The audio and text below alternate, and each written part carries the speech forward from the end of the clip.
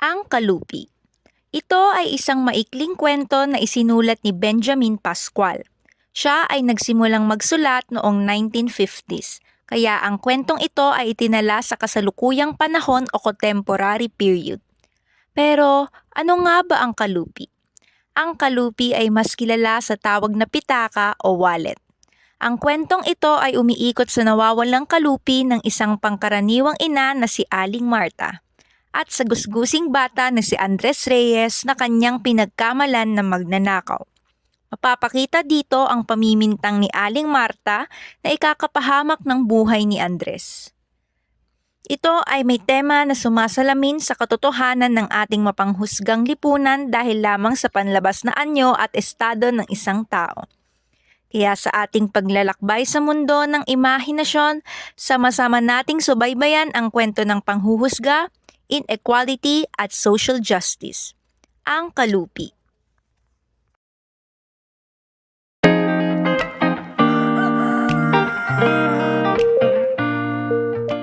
Isang umaga ng linggo sa maliit na barong-barong, mayroong isang pangkaraniwang ina na nagngangalang Aling Marta. Ang araw na ito ay espesyal sa kanilang pamilya sapagkat araw ng pagtatapos ng kanyang anak na dalaga. Ang sandaling pinakihintay niya sa mahaba-haba na rin namang panahon na pagpapaaral ay dumating na. Para sa kanya, ang pagkakaroon ng isang anak na nagtapos ng high school ay hindi isang maliit na bagay sa isang mahirap na gaya niya.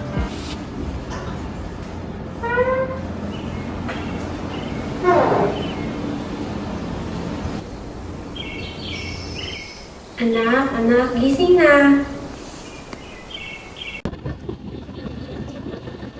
Anak, ano pa ba Dalia? Ay, ito na po, Nay. Malapit na po ako matapos.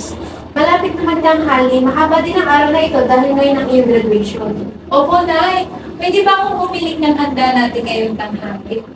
Oo naman anak, kahit ano pa yan. Gusto ko po sanang paborito kong ulam na garbanzos! Anak, maghanda ka na muna dyan. Bibili mo na ako sa palengke. Sige po, Nay. Ano po para na palengke? Oo, malapit din kasi magtanghali. So ito, may hinitulo akong pera. Damihan mo ng pilihan para sa mga anak na.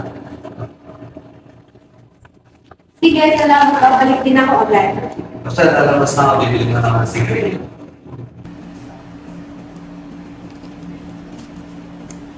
Nay! Hindi mo kalimutang magdala ng payo. Mainit ka kasi sa labas. Oo nga pala, salamat anak. Sige po, Nay. Ingat po kayo. Ayaw nga pala, wala akong bariya. Lumabas na si Aling Marta at tumungo sa palengke upang bumili ng ulam. Pagpasok niya sa pamilihan, siya ay nabangga ng isang batang lalaki na nakasuot ng maruming maong at punit na damit. Ay, Ale, pasensya na po. Ay, ano ka ba? Kay sikip na nga ng daan. Patakbo ka pa kung lumabas. Hindi ko po sinasadya. Napansin ni Aling Marta na may hawak itong isang maliit na supot na naglalaman ng barya kaya agad siyang lumayo sa bata.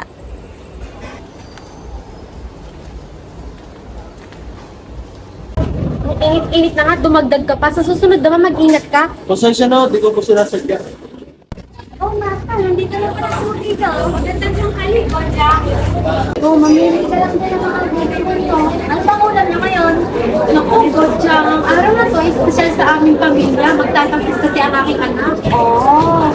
Oh, talagang napakabilis ng panahon, ano? Malaki na agad ang iyong anak. Oo, kaya nga bibilan ko siya ng kanyang paboritong ulam. Eh, meron pa kayong garbanzo? Ay, oo. Hindi naman, ito. Ilang ba lahat? Magkano ang lahat? Sandali. Sige, kunin ko lang pitaka.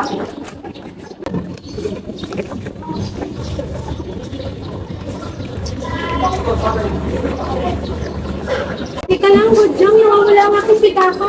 Wala, bakit? Magkano ba naman yun? 100 po.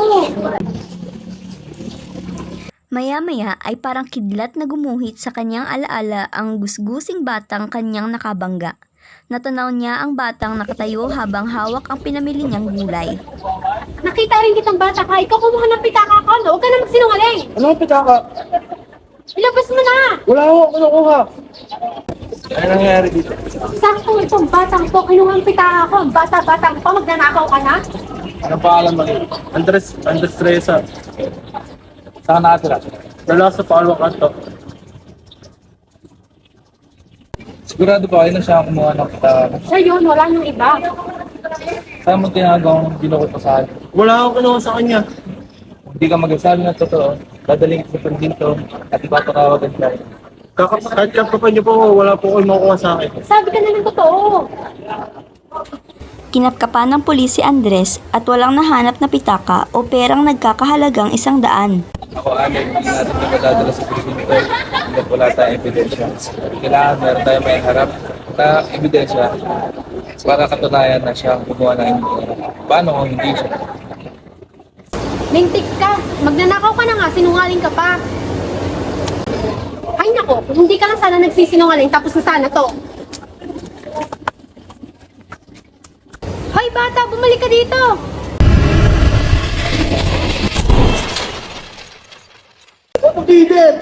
Uy! Ayos ka lang?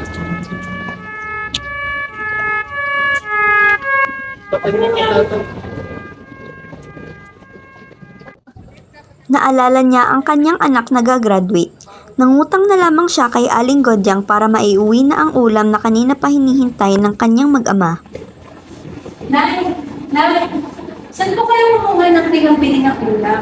Ano kasi, Pero Marta, ito yung wallet mo, kinuha ko kanina. Pumilis ako ng sigarilyo. Saglit siyang natigilan habang naglalakad. Unti-unting hinihingal ito at palagay niya na umiikot ang buong paligid. Bago siya tuluyang mawala ng malay, wala siyang narinig kundi ang sigaw ng kanyang asawa at anak at ang mga salita mula sa kanyang isipan.